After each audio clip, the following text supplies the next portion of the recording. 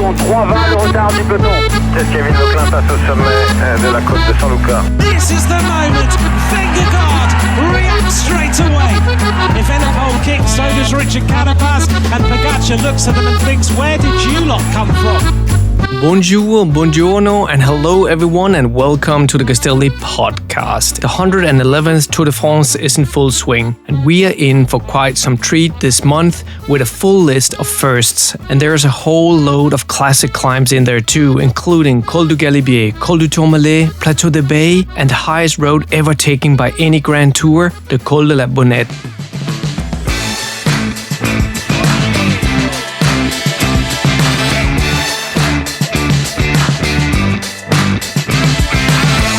The Grande Boucle kicked off with a show on Saturday in Florence. It was the first time ever in its 121 year of history that the race started in Italy, and it will also be the first time in history that the race will finish outside Paris. It will visit the Alps twice. Tadej Pogacar could become the first man to win the Giro Tour double in the same year since Marco Pantani pulled off the feat in 1998. So it's a truly historic moment, and the first time ever that we will see the Big Six competing in the same race. The super champions, as they are known of: Remco Evenepoel, Jonas Vingegaard, Tadej Pogacar, Primož Roglič, Mathieu van der Poel and Wout van Aert. 6 top-class riders, all present in the world's greatest cycling race. A better place for their first collective appearance seemed almost unimaginable. For a long time, it did not seem likely that we would see the 6 racing together for the first time in Le Grande Boucle, due to the terrifying crash during the Tour of the Basque Country, which saw Evenepoel, Vingegaard, Roglič and others crash hard into a concrete ditch. Wout van Aert fractured multiple bones in a high-speed crash at Dwars-Vlaanderen, which also wiped out multiple other riders. But ultimately, everything fell into place, and as cycling fans, we can prepare for a unique event, regardless of what happens in the race itself. And we haven't even mentioned riders like Bernal, Rodriguez, Pidcock and Philipsen yet. And hopefully there will be one final script to be written. Stage victory number 35th. Mark Cavendish postponed his retirement for one more chance at beating Eddie Merckx's overall record of Tour stage victories. The 2 riders are now tied on 34 stages each. So perhaps this year's tour could become one of the most important Tour de France of all time. Who knows? But we'll know that answer on July 21st when the race will finish in Nice on the French Riviera. Over the next 3 weeks, we'll delve into the history of Le Grande Boucle, the iconic 1989 leader jerseys, where Castelli had the Italian pop painter and sculptor Mario Schifano designed 5 official tour leader jerseys. We'll talk to Remco Evenepoel's trainer and nutritionist of Soudal Quickstep, and take a look into cycling innovations or objects which was introduced during the 121 year of the Tour de France. But now, without further delay, here's our speedy guide to the history and the present of Le Grande Boucle.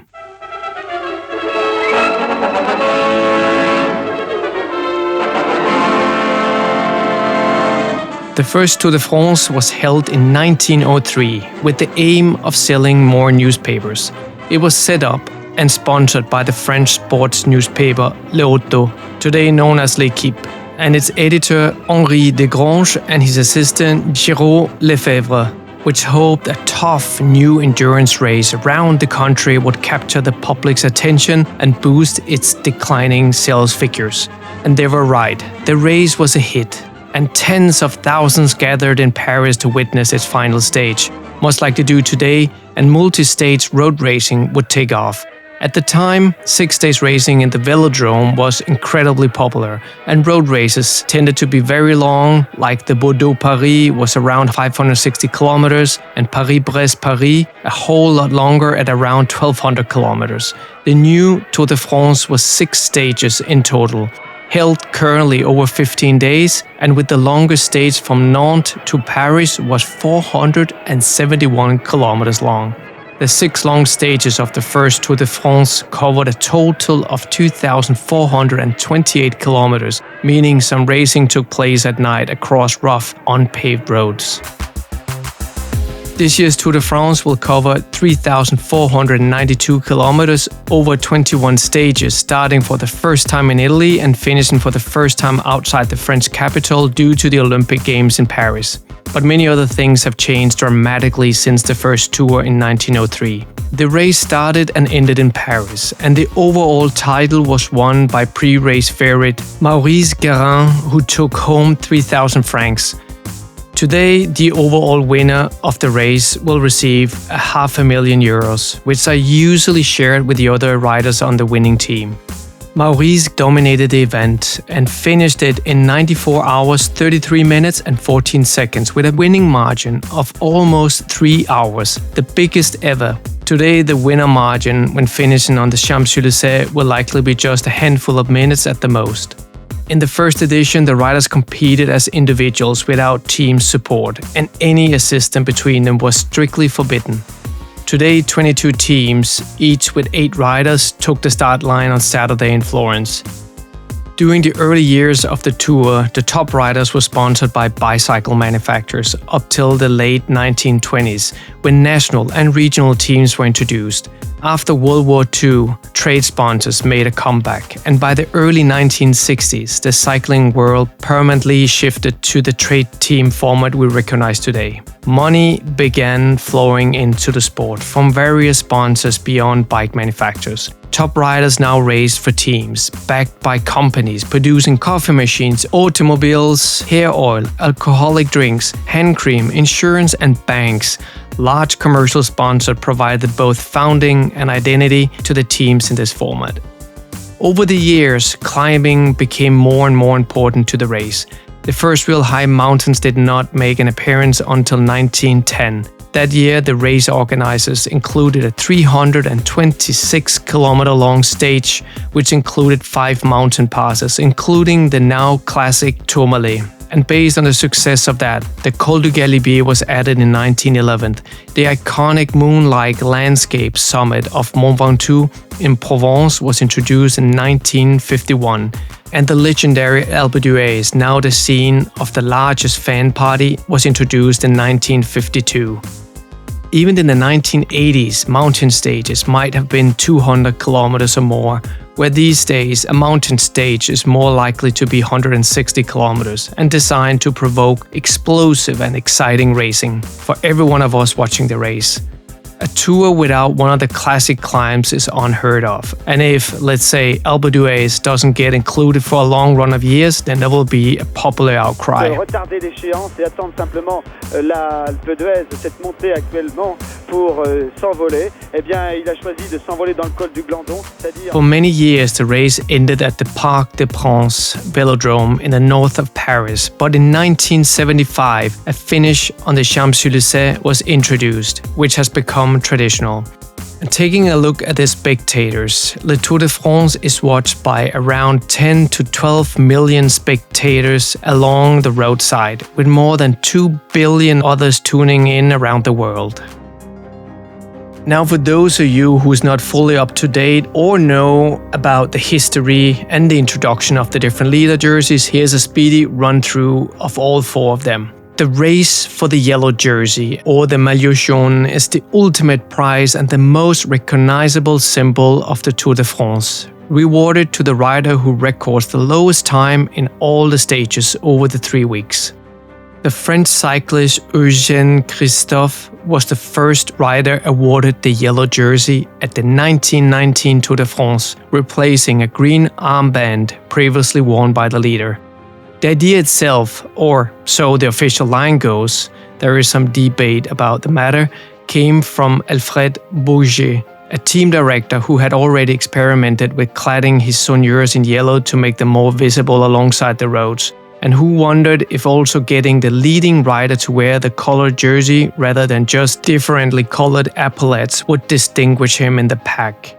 It also happened that Lotto, the paper that had conceived and sponsored the race, was at the time printed on yellow paper. And in 1931, actually, the Giro d'Italia followed suit, awarding the leader for the first time a pink jersey, the iconic Maglia Rosa, the same color as the pages of La Gazzetta dello Sport, which owned the race.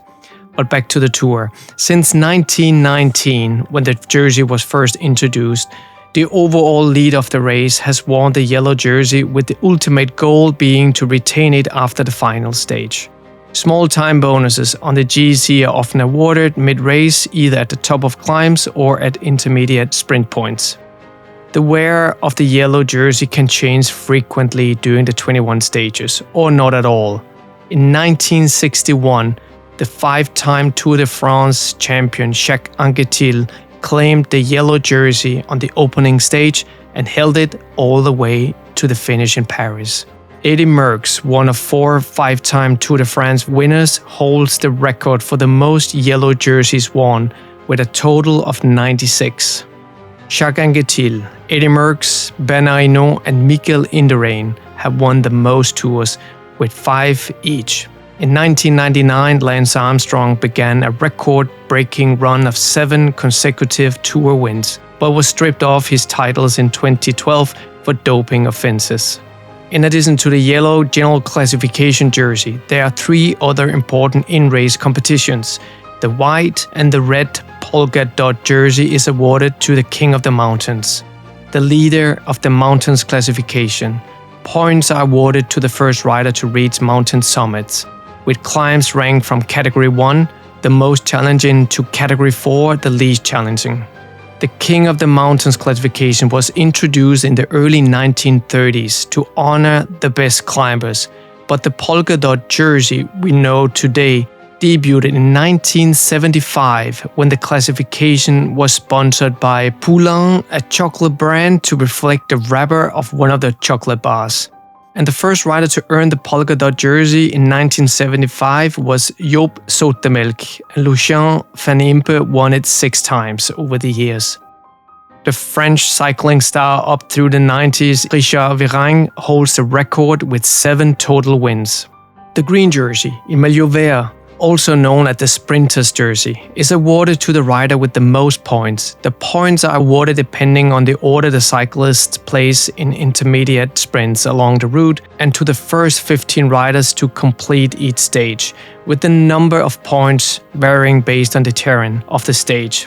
It was first awarded in 1953 to celebrate the race's 50th anniversary. Swiss rider Fritz Scher was the first winner, and the Slovakian superstar Peter Sagan holds the record with 7 green jerseys. Then over to the white jersey, maillot blanc. The white jersey was introduced in 1975 and celebrates the youth and future of the Tour de France. It honors the best young rider, highlighting those under the age of 26 as potential future leaders of the race. However, given the trend of younger and younger riders winning the Tour, the yellow jersey and the white jersey can often be the same guy. There's been other jerseys too, including the now no longer existing combination classification jersey, which was a patchwork of the others and awarded to the most consistent and all-round rider overall.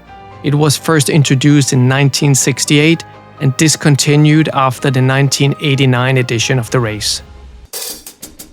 And then the fans and the roadside spectators. When the tour passes through a village, the entire community often comes out to enjoy barbecues, wine and music. The mountain stages are particularly spectacular for spectators, attracting hundreds of thousands who line in the roads for an all-day and sometimes all-night celebration.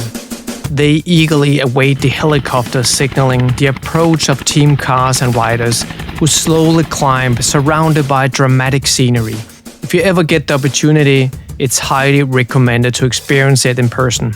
However, watching the Tour de France on TV can be even better in some ways. The race complexity with its various competitions, race within a race, and story arc spanning from single-day results to the entire 3-week event creates immense tension and intrigue. On slower days, you might find yourself learning more about the French chateau, vineyards, and local cheeses that you anticipated, but even that can be enjoyable.